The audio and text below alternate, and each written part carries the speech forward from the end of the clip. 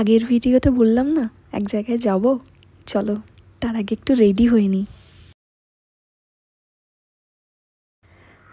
বাইরে বেরোবার আগে সব সময় মনে হয় যে কোন জামাটা পরে যাব, আর সেই জন্যই অনেকগুলো জামা থেকে এই জামাটাই সিলেক্ট করলাম যে আজকে এই জামাটা পরেই যাব।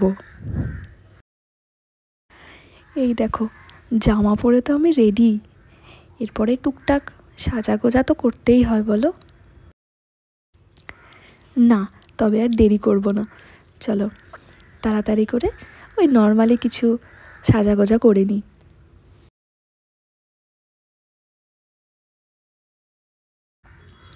প্রথমে দেখছিলাম যে কোন কানেরটা পরলে বেশি ভালো হবে, এই কানেরটা নাকি এই কানেরটা, খুব কনফিউজ হচ্ছিলাম।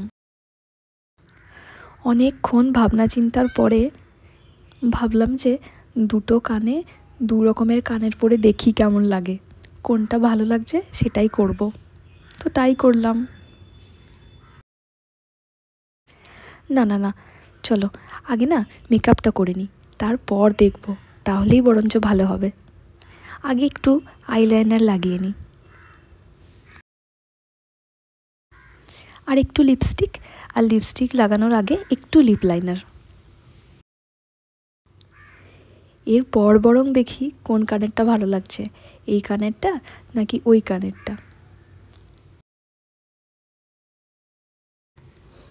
এই দাঁড়াও দাঁড়াও, আমি তো ময়েশ্চারাইজার লাগাতেই ভুলে গেছি। তাড়াতাড়ি করে একটু ময়েশ্চারাইজার লাগিয়ে নিই, যদিও তো মেকআপ কিছু করিনি, লিপস্টিক আর আইলাইনারটাই পরেছি, তার উপরেই একটু লাগিয়ে নিই ময়েশ্চারাইজার।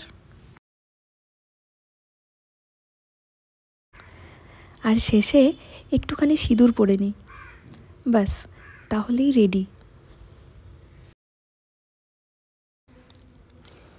চলো তাহলে এবার দেখে নিই কেমন লাগছে। তোমরা কিন্তু কমেন্ট সেকশনে জানাতে ভুলো না কেমন লাগছে। Thank you so much for watching.